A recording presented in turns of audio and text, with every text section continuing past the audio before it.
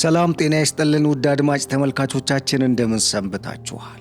ይህ ገበያ ሚዲያ ነው። ፕሮግራማችን ከገበያ ሚዲያ ወደ እናንተ የሚደርስላችሁ የገበያ ሚዲያ ልዩ ዝግጅት ነው። በዛሬው የገበያ ሚዲያ ልዩ ፕሮግራማችን ብሔራዊ ባንክ ከዓለም አቀፉ የገንዘብ ድርጅት IMF $760 ሚሊዮን እንዳገኘ የኢትዮጵያ ብሔራዊ ባንክ ገዢ አቶ ማሞ ምህረቱ አስታውቀዋል። ይህንን መረጃ በሚመለከት በምን ኮንዲሽን ልታገኝ ቻለች የሚለውንና በተለይም የኢትዮጵያ የውጭ ምንዛሬ ካፒታል በ235 በመቶ ማደግ መቻሉ ተነግሯል። ይህ እንዴት ሆነ? እንደዚሁም የኢትዮጵያ ኢኮኖሚስ በሚቀጥሉት ዓመታት በምን ያህል ሊያድግ ይችላል ወይም የተተነበዩ ትንበያዎች ከዚህ ቀደም የነበሩ ትንበያዎችንም አብረን አያይዘን የምናቀርብላችሁ ይሆናል። አብራችሁን እንድትቆዩ በመጋበዝ በቆይታችን ታዲያ ተወዳጁ ገበያ ሚዲያን ላይክ፣ ሰብስክራይብ እና ሼር በማድረግ አብሮነታችሁን እንድትገልጹ እየጋበዝኩኝ በቀጥታ ወደ ያዝነው መረጃ አሸጋግራለሁ።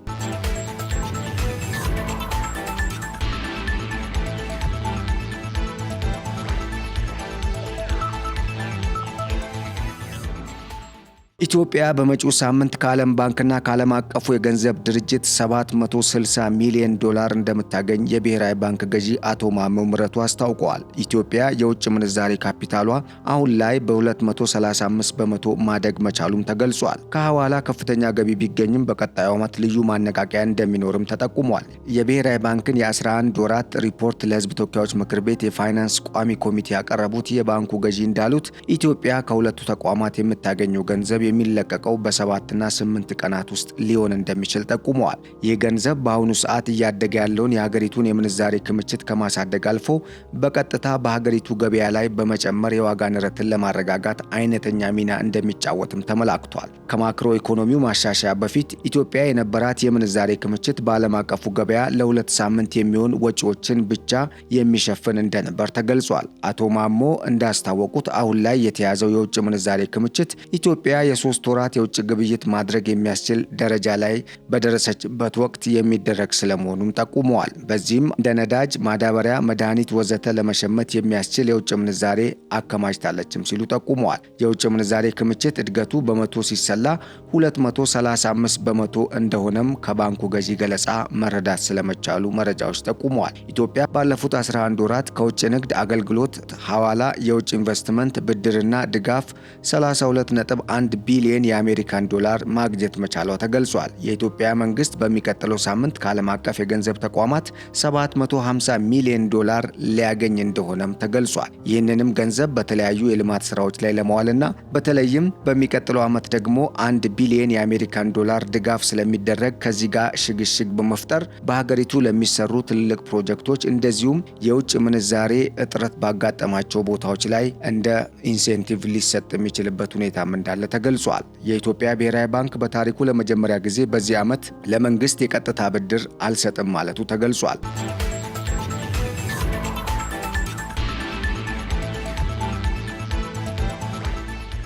ከገበያው ላይም ከ750 ቢሊዮን ብር በላይ መሰብሰብ ስለመቻሉ ነው የባንኩ ገዢ አቶ ማሞ ምህረቱ ያስታወቁት። አቶ ማሞ ምህረቱ ከሰጡት ማብራሪያ የተወሰደው ዳታ እንደሚያሳየው የፋይናንስ ዘርፉ ሪፎርም ከተካሄደ በኋላ በሐዋላ የተገኘው ምንዛሬ ከፍተኛ መሆኑን ያመላከቱት አቶ ማሞ በቀጣይ ከሐዋላ የሚገኘውን ምንዛሬ ለማስፋት ልዩ ማነቃቂያና ስልት መነደፉን ከዚህ ቀደም መግለጻቸው ይታወሳል። በቀጣይ የተጀመሩ የፋይናንስ ጥብቅ አሰራሮች ተጠናክረው እንደሚቀጥሉ በማመላከትም ለሐዋላ አድራጊዎች ልዩ ማነቃቂያ እንደሚደረግም ከመጠቆማቸው ውጪ ዝርዝሩ ግን በምን መልኩና እንዴት ሊሆን ይችላል የሚለው አለመገለጹ ነው የተገለጸው። በኢትዮጵያ የኤርትራ መንግስት በቀጠራቸው ጀሌዎች አማካኝነት የብር ማዳከም ስራ እየተካሄደ እንደሆነ የተገለጸ ሲሆን ጉዳዩ በእርግጥ የሚታወቅ በመሆኑ መንግስት አስፈላጊውን እርምጃ ለመውሰድ እየተዘጋጀ ስለመሆኑም ጠቁመዋል። ከዚህ ቀደም የኢትዮጵያ ኢኮኖሚ በመጪው ዓመት 8.4 በመቶ እንደሚያድግ መተንበዩ የተነገረ ሲሆን የኢትዮጵያ ኢኮኖሚ ባለፉት ዓመታት ካጋጠሙት ጫናዎች አገግሞ በ2016 በጀት ዓመት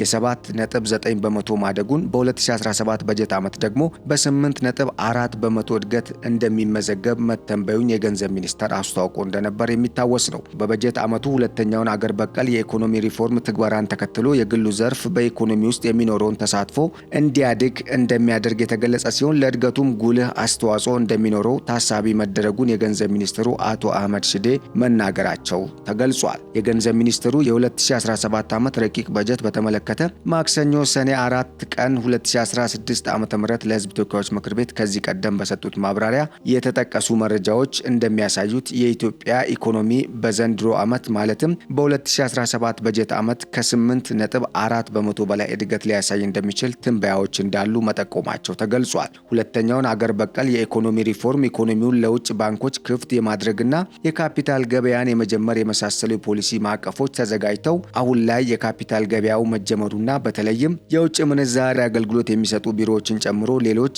ከካፒታል ገበያ ጋር የሚገናኙ እንደዚሁም ገበያውን ነፃ ከማድረግ ጋር ወይም ኢኮኖሚውን ነፃ ከማድረግ ጋር የተገናኙ በርካታ ስራዎች መከናወናቸውንም አቶ አህመድ ሽዴ ጠቁመዋል። ለ2017 በጀት ዓመት 971.2 ቢሊዮን ብር የተመደበ ሲሆን በበጀት ዓመቱ የተጀመሩ የካፒታል ፕሮጀክቶችም የክፍያ ጊዜያቸውን በማሸጋሸግ የወጪ ቅነሳ በማድረግ ጭምር የተዘጋጀ በጀት ስለመሆኑም ሚኒስተሩ አቶ አህመድ ሽዴ በቅርቡ ከሰጡት ማብራሪያ መረዳት ተችሏል።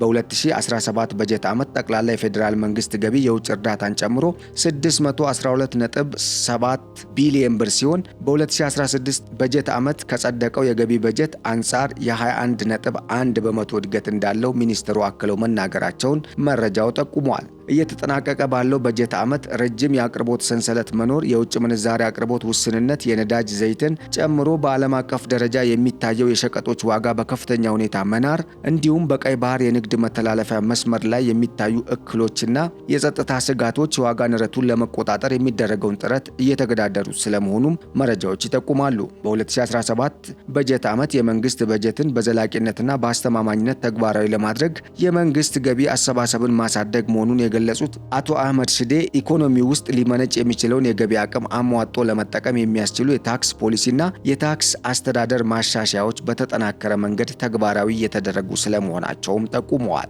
በ2017 በጀት ዓመት ተግባራዊ ለማድረግ ከታቀዱ የታክስ ፖሊሲ እርምጃዎች መካከልም የተጨማሪ እሴት ታክስ አዋጅ ማሻሻያና የኤክሳይዝ ታክስ ቴምብር ቀረጥ ስርዓት ዋናዎቹ ናቸውም ተብሏል። እነዚህን ተግባራዊ ለማድረግ የሚያስችሉ ዝግጅቶች ቀድመው መጠናቀቃቸውን የጠቆሙት ሚኒስትሩ ከቀጣዩ በጀት ዓመት መጀመሪያ አንስቶ ማለትም ከ2018 በጀት ዓመት የመጀመሪያ ወር ጀምሮ ተግባራዊ እንደሚደረጉም ጠቁመዋል። ከታክስ ገቢ በተጨማሪ ታክስ ያልሆኑ ገቢዎችና የልማት አጋሮች የውጭ ሀብትም የ2017 በጀትን ፋይናንስ ለማድረግ እንደሚውሉ ታሳቢ እንደተደረጉም ተጠቁመዋል። በዚህም አማካኝነት የዋጋ ንረትን በግንቦት 2017 ዓ.ም መጨረሻ ካለበት 27.4 በመቶ በቀጣዩ በጀት ዓመት ወደ 12 በመቶ ዝቅ እንደሚል ታሳቢ ተደርጎ እየተሰራ ስለመሆኑም ተጠቁሟል። ከአጠቃላይ የ2017 ዓመት የወጪ በጀት ውስጥ 451.3 ቢሊዮን ብር ለመደበኛ፣ 283.2 ቢሊዮን ብር ለካፒታል እንዲሁም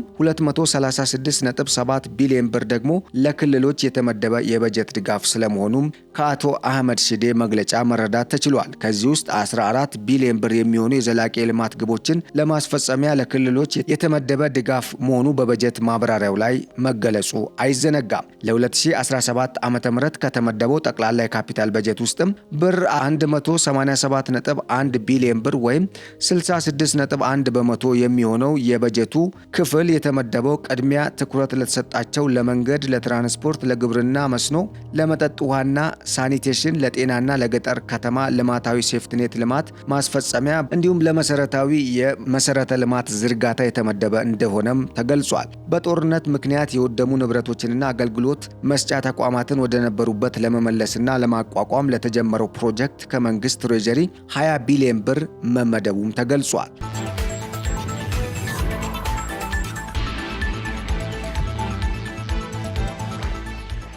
ለክልሎች የተመደበው የበጀት ድጋፍ ዝርዝር እንደሚያሳየው ለትግራይ 13 ቢሊዮን ብር፣ ለአፋር 6.5 ቢሊዮን ብር፣ ለአማራ 46.9 ቢሊዮን ብር፣ ለኦሮሚያ 78.8 ቢሊዮን ብር፣ ለሶማሌ 21.6 ቢሊዮን ብር፣ ለቤኒሻንጉል ጉሙዝ 3.9 ቢሊዮን ብር፣ ለማዕከላዊ ኢትዮጵያ 12.8 ቢሊዮን ብር፣ ለጋምቤላ 2.88 ቢሊዮን ብር፣ ለሐረሪ 1.6 ቢሊዮን ብር፣ ለአዲስ አበባ ከተማ አስተዳደር 5.4 ቢሊዮን ብር፣ ለድሬዳዋ ከተማ አስተዳደር 1.9 ቢሊዮን ብር፣ ለሲዳማ 8 ቢሊዮን 911 ሚሊዮን 940,002 ብር፣ ለደቡብ ምዕራብ ኢትዮጵያ ህዝቦች 6 ቢሊዮን 746 ሚሊዮን 163,838 ብር፣ ለደቡብ ኢትዮጵያ 15 ቢሊዮን ብር መመደቡን ከበጀት ረቂቁ መረዳት መቻሉ ተገልጿል። የ2017 በጀት ዓመት የፌዴራል መንግስት ገቢ ዝርዝር ሲታይ ከታክስ 502 ቢሊዮን ብር፣ ታክስ ካልሆኑ ገቢዎች 60 ቢሊዮን ብር፣